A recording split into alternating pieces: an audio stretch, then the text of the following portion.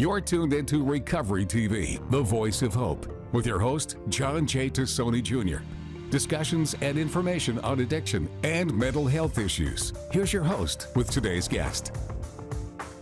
Welcome to another edition of Recovery TV. I'm your host, John Tassoni. Narcan, please get it. You can get it at CVS, get it at Walgreens, URI. Get it, put it in your purse, leave it in your car, take it out at night because it's affected by the weather, but it saves lives. My guest today is Senator Sheldon Whitehouse.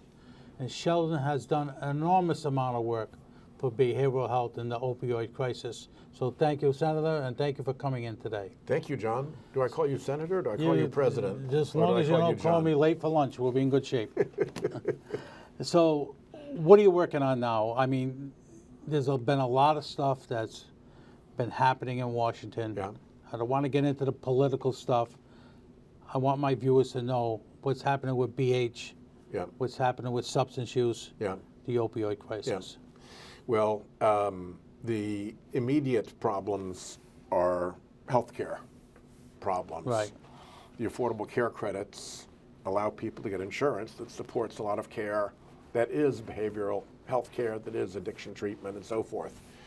So we're trying to encourage our Republican friends to make a little bit of sense on that. And I hope that they will. They don't have an alternative plan, so Right. it's sort of do that or just people suffer. And I think that'll come back to bite them pretty hard. And behind that, you've got all these Medicaid cuts stacked up, $1 trillion worth. And when you pull $1 trillion out of our healthcare system, you know, you're taking off a lot of benefits and help for people, and you're also cutting out some of the fiscal underpinnings of organizations that build Medicaid, everything from hospitals to the behavioral health supports that we've just stood up. So that big healthcare battle is probably the biggest thing that we're trying to solve right now. Then we're trying to get appropriations bills through so that funding can go back into, for instance, the programs that we built in the CARA bill, and to make sure that they're adequately funded. And a lot of this is bipartisan, actually. So it's really just a question of everything being so sort of such a haphazard mess right now. They don't really know how to make the trains run on time. Yeah. You know, one of the things I don't think people realize is that if people don't have health care, organizations like I represent, the hospitals, uncompensated care is going to be through the roof. Yeah. And you're going to see more hospitals be in trouble. Yeah. You're going to see more organizations like mine in trouble because we have to give these people treatment and not get paid for it. Yeah. So you're going to see nursing homes have to close their doors. Right, exactly. And if a nursing home has to close its doors, then it's not just the Medicaid patients in that nursing home that suffer. Everybody else has to now go find someplace else. Right. People have to move their aunt or their granny or their dad or whatever it is. And it's going to be a real turmoil. You know, I sometimes, you know, I sit there and I just shake my head. You know, the calls that we get at the Leadership Council, people who need treatment, they don't have insurance, and, you know, my folks, they don't turn anybody away. Yeah. You know, they do the job and get it done. Right, exactly. Of the movement. Right. So the opioid crisis, let's start with that. Yeah. There's been a number of lawsuits. There's been a number of funding that's come to the state. Yeah. The state is pushing it back out to try to help. Obviously, with the Narcan, we're very full with Narcan. Free everywhere, right? And free. Free. Yeah. Just go pick it up. What are you guys, you as a group, what are you working on for the next step with the opioid crisis? Are you looking for more funding to help the residential treatment facilities? I spoke to them this morning. Yeah. And every one of them is full. Yeah. You know, they release before the holiday, then right after the holiday, the doors open, and now there's a waiting list. Well, we're looking at more funding because the need is very, very great. And while we've added a lot in recent years, there's still more that we need to accomplish. The thing that gives me a lot of hope and a lot of excitement is the new behavioral health centers. Rhode Island, I think, was in the second tranche to get CCBHCs, authorized yep. CCBHCs. And they come with money, and there's structure to them, and we have a bunch of them that are up and getting started in Rhode Island. Some are running, others are finishing up their getting started phase. But that's going to be, I think, a really interesting change, because the whole addiction response recovery system, if you can call it that, has really been run like razzle dazzle. You know, you heroes making the best decisions they can, trying to figure out how to work together as best they can, but there's never been a real architecture. Streamlining it, making it more efficient, making it so people know where they should go and when and how the whole thing works. I think that the addition of these CCBHCs might be just enough that we can now start thinking about what the architecture should look like. This is like the keystone that keeps the whole arch from falling back in again if you tried to do it. So we're hoping to get the CCBHCs together, maybe under the auspices of the Rhode Island Foundation, and think about like how should this care be delivered? Because having people sit for 2.5 days in an emergency department waiting room is not the way you want this to happen. And the other thing having is, BH Link everywhere so you can divert from that would be a much better program. And the other thing is too, as you well know, I mean, we got a few hospitals here in Rhode Island that are in trouble. Yeah. You know, if they ever go down, I mean, you talk about taking your sleeping bag and your lunch bucket with you, you're going to have to. Yeah. And by the time you get to see a doc in an emergency room with 2 hospitals closing, we're going to lose a lot of people. Well, if you take the kind of money out of the Medicaid system that this Republican bill took out, it's not just those, troubled hospitals that Attorney General Narona is trying to protect and keep operating. It's women and infants that starts to have to figure out, okay, how do we keep the lights on? How do we do this, right? Because so much of the care that they provide is Medicaid funded. Is there any other, I'll use the word, explicit pieces of legislation that is in Washington right now that will help these places like CCBHC, that would help BH Link for more mental health and substance use care? Yeah, I think so. I've got 2 pieces of bipartisan legislation that we're working on. Both of them are really follow-ons to the original CARA bill, the Comprehensive Addiction Recovery Act, which was sort of the, the incubator. The big bill that got a lot done, and now it's kind of been the basis for a lot of further work. And so we're trying to expand on that. And do more things like make sure that everybody knows Narcan. How to use Narcan. Make sure that the people who are helping folks in recovery stay clean and sober. As you remember, before the CARA bill, there was some stuff for people who were in crisis and needed detox. There was some stuff for people who were in-house treatment. There was a little bit of stuff for people who were, halfway housed out into sober. But once you were out and just in recovery, there was nothing. You were just on your own. So nobody really knew how you'd determine whether programs worked or not, because nobody had ever taken a look at them before. So we're stepping more and more into that community recovery funding space, because I've got to take a break, but I want to talk more about this when we come back, because it's very important.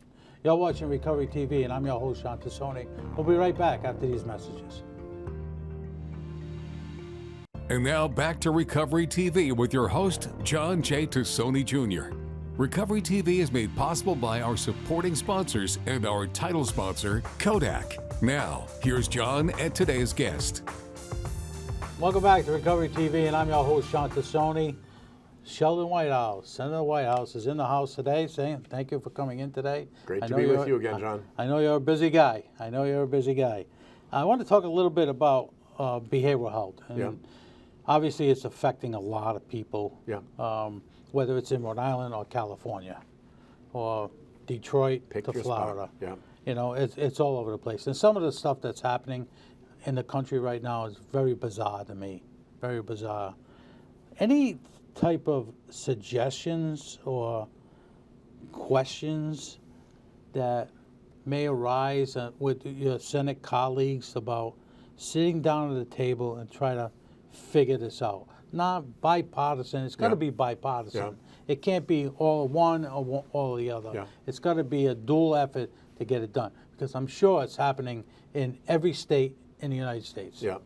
Well, the CARA bill was bipartisan, very bipartisan, and the offshoots from it that we're trying to add are also very bipartisan, because there's really no difference between red states and blue states when it comes to the opioid epidemic and the trauma that it affects people's lives with.